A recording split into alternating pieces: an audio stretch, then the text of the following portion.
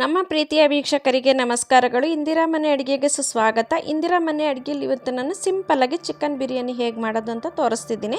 Chicken biryani ಮಾಡೋದಕ್ಕೆ ನಾನು ಮೊದಲಿಗೆ ಒಂದು ಪಾತ್ರೆ ತೊಗೊಂಡಿದ್ದೀನಿ. ಪಾತ್ರೆಗೆ ನಾನೊಂದು 150 ಗ್ರಾಮ್ ಅಷ್ಟು ಎಣ್ಣೆ ಹಾಕ್ಕೊಳ್ತಾ ಇದ್ದೀನಿ. ಎಣ್ಣೆ ಹಾಕ್ಕೊಂಡಿದ್ದು ನಾನು ಮಾಡ್ತಿಲ್ಲ, ನನ್ನ ಮಗ ಮಾಡ್ತಿದ್ದಾನೆ. ನನ್ನ ಮಗ ಅವ್ನು ಚೆನ್ನಾಗಿ ಮಾಡ್ತಾನೆ ಬಿರಿಯಾನಿನ. ಇದಕ್ಕೆ 150 ಗ್ರಾಮ್ ಎಣ್ಣೆ ಹಾಕ್ಕೊಂಡಿದ್ದಾನೆ. ಎಣ್ಣೆ ಹಾಕ್ಕೊಂಡು 1-2 ಸ್ಪೂನಷ್ಟು ತುಪ್ಪ ಹಾಕ್ಕೊಂಡಿದ್ದಾನೆ. ತುಪ್ಪ ಹಾಕ್ಕೊಂಡು ದೊಡ್ಡದಾಗಿ 2 ಈರುಳ್ಳಿನ 4 ಈರುಳ್ಳಿ ಕಟ್ ಮಾಡ್ಕೊಂಡಿದ್ದಾನೆ. 4 ಈರುಳ್ಳಿಲಿ ಸ್ವಲ್ಪ ಮುಕ್ಕಾಲು ಭಾಗ ಕಟ್ ಮಾಡಿ ಹಾಕಿರೋದನ್ನು ಹಾಕಿದ್ದಾನೆ. ಒಂದು ಕಾಲು ಭಾಗನ ಚೆನ್ನಾಗಿ ರುಬ್ಬಿಟ್ಟು ಪೇಸ್ಟ್ ಮಾಡಿ ಹಾಕ್ಕೊಂಡಿದ್ದಾನೆ. ಇವಾಗ ನೋಡಿ ಬಿರಿಯಾನಿ ಮಸಾಲೆ ಎಲ್ಲ ಹಾಕ್ತಿದ್ದಾನೆ.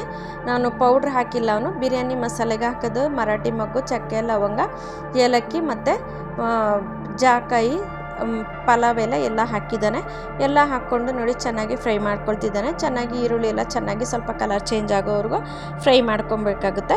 ಚೆನ್ನಾಗಿ ಫ್ರೈ ಮಾಡ್ಕೊಂಡಿದ್ದಾದಮೇಲೆ ನೋಡಿ ಚೆನ್ನಾಗಿ ಒಂದು 6-7 ನಿಮಿಷ ಫ್ರೈ ಮಾಡ್ಕೋಬೇಕಾಗುತ್ತೆ. ಚೆನ್ನಾಗಿ ಫ್ರೈ ಆದಮೇಲೆ ಈರುಳ್ಳಿ ಎಲ್ಲ ಸ್ವಲ್ಪ ಒಂಬಣ್ಣ ಬಂದಮೇಲೆ ನೋಡಿ ಇವಾಗ ಈರುಳ್ಳಿ ಪೇಸ್ಟ್ನ ಹಾಕ್ಕೊಳ್ತಿದ್ದಾನೆ. ಈರುಳ್ಳಿ ಪೇಸ್ಟ್ ಹಾಕ್ಕೊಂಡು ಅದು ಕೂಡ ಸ್ವಲ್ಪ ಎಣ್ಣೆ ಬಿಡೋ ತನಕ ಚೆನ್ನಾಗಿ ಫ್ರೈ ಮಾಡ್ಕೊಳ್ತಿದ್ದಾನೆ. ನೋಡಿ ಯಾವ ಥರ ಕಲರ್ ಚೇಂಜ್ ಆಗ್ತಿದೆ ಅಂತೇಳಿ. ಇದಕ್ಕೆ ಯಾವುದೂ ಕಲರ್ ಹಾಕಿಲ್ಲ, ನಾವು ಪೌಡ್ರ್ ಕೂಡ ಹಾಕಿಲ್ಲ. ನೋಡಿ ಕಲರ್ ಯಾವ ಥರ ಚೇಂಜ್ ಆಗಿದೆ ಅಂತೇಳಿ. ಇದು ಒಂದು 10 ಹಸಿಮೆಣ್ಸಿನ್ಕಾಯಿ, ಸ್ವಲ್ಪ ಪುದೀನ, ಸ್ವಲ್ಪ ಕರ್ಬೇವಿನ ಸೊಪ್ಪು, ಪುದೀನ, ಕೊತ್ತಂಬರಿನ, ಒಂದು ಅರ್ಧ ಹಿಡಿ ಕೊತ್ತಂಬರಿ, ಅರ್ಧ ಹಿಡಿ ಪುದೀನ, ಒಂದು 10 ಹಸಿಮೆಣ್ಸಿನ್ಕಾಯಿನ ರುಬ್ಕೊಂಡಿದ್ದಾನೆ. ರುಬ್ಕೊಂಡು ನೋಡಿ ಇವಾಗ ಚೆನ್ನಾಗಿ ಫ್ರೈ ಮಾಡ್ಕೊಂಡು ತರಿಯಾಗಿ ರುಬ್ಕೊಂಡಿದ್ದಾನೆ. ರುಬ್ಕೊಂಡು ಅದನ್ನು ಹಾಕ್ಕೊಂಡು ಫ್ರೈ ಮಾಡ್ಕೊಳ್ತಾ ಇದ್ದಾನೆ. ಹಸಿ ವಾಸನೆ ಹೋಗೋ ತನಕ ಫ್ರೈ ಮಾಡ್ಕೋಬೇಕಾಗುತ್ತೆ. ಹಸಿ ವಾಸನೆ ಹೋಗೋ ತನಕ ಫ್ರೈ ಮಾಡಿಕೊಂಡು ನೋಡಿ ಟೊಮೆಟೊ ಕೂಡ ಅಷ್ಟೇ 2 ಟೊಮೆಟೊ ಹಾಕ್ಕೊಂಡಿದ್ದಾನೆ. 2 ಟೊಮೆಟೊಲ್ಲಿ 1 ಟೊಮೆಟೊ ರುಬ್ಕೊಂಡಿದ್ದಾನೆ, 1 ಟೊಮೆಟೊನ ಕಟ್ ಮಾಡಿ ಹಾಕ್ಕೊಂಡಿದ್ದಾನೆ. ಎರಡನ್ನೂ ಸೇರಿಸಿ ಚೆನ್ನಾಗಿ ಫ್ರೈ ಮಾಡ್ಕೊಳ್ತಿದ್ದಾನೆ. ಇದೆಲ್ಲ ಚೆನ್ನಾಗಿ ಫ್ರೈ ಆಗೋವರೆಗೂ ಟೊಮೆಟೊ ಎಲ್ಲ ಮೆತ್ತಗಾಗೋವರೆಗೂ ಫ್ರೈ ಮಾಡ್ಕೊಳ್ತಾ ಇದ್ದಾನೆ. ಟೊಮೆಟೊ ಎಲ್ಲ ಮೆತ್ತಗಾಗೋವರೆಗೂ ಫ್ರೈ ಮಾಡಿಕೊಂಡು ಇವಾಗ ಶುಂಠಿ ಬೆಳ್ಳುಳ್ಳಿ ಪೇಸ್ಟ್ ಹಾಕಿದ್ದಾನೆ. ಶುಂಠಿ ಬೆಳ್ಳುಳ್ಳಿ ಪೇಸ್ಟ್ 2 ಸ್ಪೂನ್ ಹಾಕ್ಕೊಂಡಿದ್ದಾನೆ. 2 ಸ್ಪೂನ್ ಹಾಕ್ಕೊಂಡು ಸ್ವಲ್ಪ ಚೆನ್ನಾಗಿ ಫ್ರೈ ಮಾಡ್ಕೊಳ್ತಿದ್ದಾನೆ. ಟೊಮೆಟೊ ಎಲ್ಲ ಮೆತ್ತಗಾಗೋ ತನಕ ತುಂಬ ಚೆನ್ನಾಗಿ ಫ್ರೈ ಮಾಡ್ಕೋಬೇಕಾಗುತ್ತೆ. ಚೆನ್ನಾಗಿ ಫ್ರೈ ಮಾಡ್ಕೊಳ್ತಿದ್ದಾನೆ. ಫ್ರೈ ಮಾಡ್ಕೊಂಡಿದ್ದಾದಮೇಲೆ ಇವಾಗ ಅದಕ್ಕೆ ಸ್ವಲ್ಪ ಕೊತ್ತಂಬರಿ ಹಾಕ್ತಾ ಇದ್ದಾನೆ. ಕೊತ್ತಂಬರಿ ಪುದೀನ ಸ್ವಲ್ಪ ಹಾಕ್ತಾ ಇದ್ದಾನೆ. ಸ್ವಲ್ಪ ಕೊತ್ತಂಬರಿ ಪುದೀನ ಹಾಕ್ಬಿಟ್ಟು ಮತ್ತೆ ನೋಡಿ ಇವಾಗ ಚೆನ್ನಾಗಿ ತಿರುಗಿಸ್ಕೊಳ್ತಿದ್ದಾನೆ. ತಿರುಗಿಸ್ಕೊಂಡು ಮುಚ್ಚಿಬಿಟ್ಟು ಒಂದು 5 ನಿಮಿಷ ಅದನ್ನು ಲೋ ಫ್ಲೇಮಲ್ಲಿ ಇಟ್ಕೊಂಡು ನೋಡಿ ಎಣ್ಣೆ ಬಿಡೋ ತನಕ ಫ್ರೈ ಮಾಡ್ಕೊಂಡಿದ್ದಾನೆ. ಇವಾಗ ಟೊಮೆಟೊ ಮೆತ್ತಗಾಗಲಿ ಅಂತ ಸ್ವಲ್ಪ ಉಪ್ಪು ಹಾಕ್ತಿದ್ದಾನೆ. ಉಪ್ಪು ಹಾಕ್ಕೊಂಡು ನೋಡಿ ಇವಾಗ ಚೆನ್ನಾಗಿ ತಿರುಗಿಸ್ಕೊಳ್ತಿದ್ದಾನೆ. ಚೆನ್ನಾಗಿ ತಿರುಗಿಸ್ಕೋಬೇಕಾಗುತ್ತೆ. ನೋಡಿ ಟೊಮೆಟೊ ಎಲ್ಲ ಚೆನ್ನಾಗಿ ಬೆಂದ್ಬಿಟ್ಟಿದೆ. ಟೊಮೆಟೊ ಎಲ್ಲ ಬೆಂದಿದೆ. ಟೊಮೆಟೊ ಎಲ್ಲ ಮೆತ್ತಗಾಗೋವರೆಗೂ ಮಸಾಲೆ ಎಲ್ಲ ಚೆನ್ನಾಗಿ ಫ್ರೈ ಆಗಿ ಎಣ್ಣೆ ಬಿಡ್ತಿದೆ. ಎಣ್ಣೆ ಬಿಡೋ ತನಕ ಫ್ರೈ ಮಾಡ್ಕೊಂಡಿದ್ದಾನೆ. ಇವಾಗ ನೋಡಿ ಖಾರದ ಪುಡಿ ಹಾಕ್ತಿದ್ದಾನೆ. ಖಾರದ ಪುಡಿನ 1 ಟೀ ಸ್ಪೂನಷ್ಟು ಖಾರದ ಪುಡಿ ಹಾಕಿದ್ದಾನೆ. 2 ಟೀ ಸ್ಪೂನಷ್ಟು ಕಾಶ್ಮೀರಿ ಚಿಲ್ಲಿ ಪೌಡ್ರ್ ಹಾಕಿದ್ದಾನೆ. ಕಾಶ್ಮೀರಿ ಚಿಲ್ಲಿ ಪೌಡ್ರ್ ಹಾಕಿ ಸ್ವಲ್ಪ ಚೆನ್ನಾಗಿ ಫ್ರೈ ಮಾಡ್ಕೊಳ್ತಿದ್ದಾನೆ. ಇದಕ್ಕೆ ಯಾವುದೇ ಥರ ಕಲರ್ ಹಾಕಿಲ್ಲ. ಕಲರ್ ಹಾಕ್ತೇನೆ ಇವಾಗ ಈ ಥರ ಫ್ರೈ ಮಾಡ್ಕೊಳ್ತಾ ಇದ್ದೆ.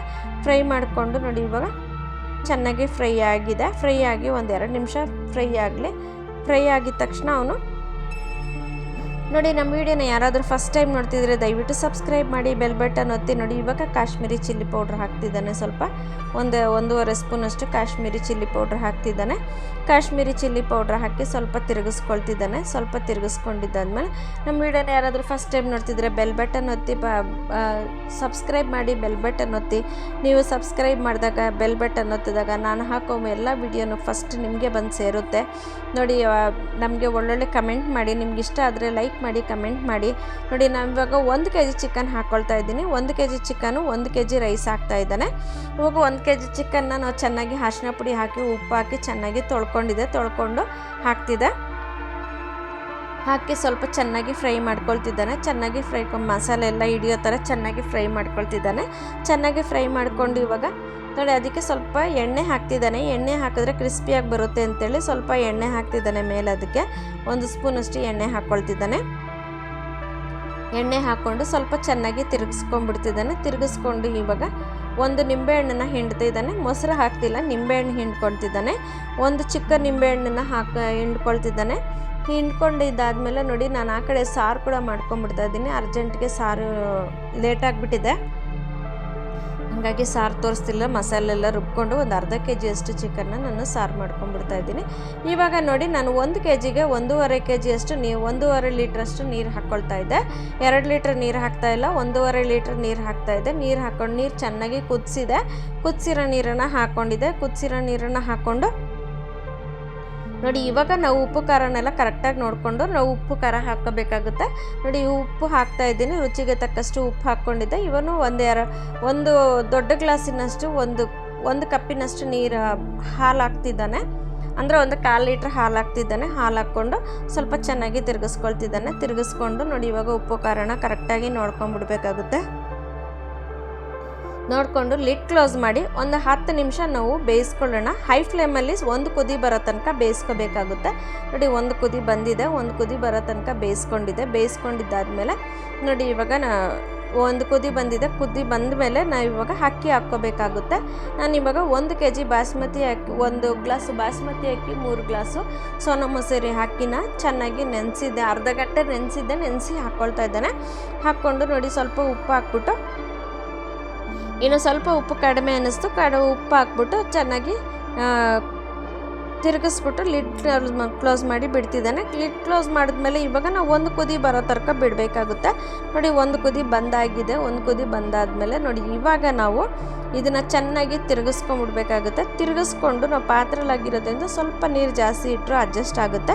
ಕುಕ್ಕರಲ್ಲಾದರೆ ನಾವು ಕರೆಕ್ಟಾಗಿ ನೀರು ಹಾಕ್ಕೋಬೇಕಾಗುತ್ತೆ. ನೋಡಿ ಇವಾಗ ಒಂದು ಹೆಂಚು ಇಟ್ಬಿಟ್ಟು ಅದನ್ನ ಮೇಲೆ ನಾವು ಪಾತ್ರೆನ ಇಟ್ಬಿಟ್ಟು ನಾವು ಮುಚ್ಚಿಬಿಟ್ಟು ಒಂದು ಸರಿ ತಿರುಗಿಸ್ಕೊಬಿಡ್ಬೇಕಾಗುತ್ತೆ. ಹೆಂಚು ಮೇಲೆ ಇಟ್ಬಿಟ್ಟು ನಾವು ಒಂದು ಸರಿ ತಿರುಗಿಸ್ಬಿಟ್ಟು ಲಿಡ್ ಕ್ಲೋಸ್ ಮಾಡಿ ಅದ್ರ ಮೇಲೆ ಒಂದು ವೆಯ್ಟ್ ಇಟ್ಬಿಟ್ಟಾಗ ನಮಗೇನಾಗುತ್ತೆ ಅಂದರೆ ಚೆನ್ನಾಗಿ ಹಬೆ ಬಂದು ಬೆಂದ್ಕೊಂಡ್ಬಿಡುತ್ತೆ, ಹಬೆಯಲ್ಲಿ ಬೆಂದ್ಬಿಡುತ್ತೆ. ನಾವು ಇವಾಗ ಮೀಡಿಯಮ್ ಫ್ಲೇಮಲ್ಲಿ ಇಟ್ಬಿಡ್ಬೇಕಾಗುತ್ತೆ. ಹೆಂಚಿನ ಕೆಳಗಡೆ ಉರಿನ ಮೀಡಿಯಮ್ ಫ್ಲೇಮಲ್ಲಿ ಇಟ್ಬಿಟ್ಟು ನಾವು ಮಧ್ಯೆ ಸ್ವಲ್ಪ ತಿರುಗಿಸ್ಕೊಳ್ಬೇಕಾಗುತ್ತೆ.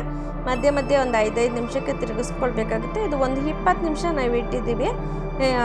20 ನಿಮಿಷ ಬಿಟ್ಟಿದ್ದೀವಿ. ಮೀಡಿಯಮ್ ಫ್ಲೇಮಲ್ಲಿ ಇರೋದ್ರಿಂದ ಉರಿ ಜಾಸ್ತಿ ಬರೋದಿಲ್ಲ ಅಲ್ವಾ, ಹಾಗಾಗಿ ಇಟ್ಬಿಟ್ಟು ನಾವು ಮಧ್ಯೆ ತಿರುಗಿಸ್ಕೊಂಡು ಅದನ್ನು ಲಿಡ್ ಕ್ಲೋಸ್ ಮಾಡಿ ವೆಯ್ಟ್ ಇಟ್ಬಿಟ್ರೆ ನಮಗೆ ಹಬೆಗೆ ಚೆನ್ನಾಗಿ ಬೆಂದ್ಕೊಂಡ್ಬಿಡುತ್ತೆ, ದಮ್ ಆಗಿಬಿಡುತ್ತೆ. ನೋಡಿ ಇವಾಗ ಬಿರಿಯಾನಿ ರೆಡಿಯಾಗಿದೆ. ನೋಡಿ ಯಾವ ಥರ ರೆಡಿಯಾಗಿದೆ ಅಂತೇಳಿ. ಬಿರಿಯಾನಿ ರೆಡಿಯಾಗಿದೆ. ನೀವು ಮನೇಲಿ ಮಾಡಿ ನೋಡಿ, ಹೇಗನ್ನಿಸ್ತು ಅಂತ ಕಮೆಂಟ್ ಬಾಕ್ಸಲ್ಲಿ ತಿಳಿಸಿ. ಲೈಕ್ ಮಾಡಿ. ನೀವು ಲೈಕ್ ಮಾಡಿದಾಗ ನಮ್ಮ ವಿಡಿಯೋ ಮುಂದಕ್ಕೆ ಹೋಗುತ್ತೆ, 4 ಜನಕ್ಕೆ ಮುಂದಕ್ಕೆ ಹೋಗುತ್ತೆ. ನಮ್ಮ ವಿಡಿಯೋನ ಸ್ಕಿಪ್ ಮಾಡದೆ ನೋಡಿದ್ದಕ್ಕಾಗಿ ತುಂಬ ಧನ್ಯವಾದಗಳು ವೀಕ್ಷಕರೇ. ನಮಸ್ಕಾರ.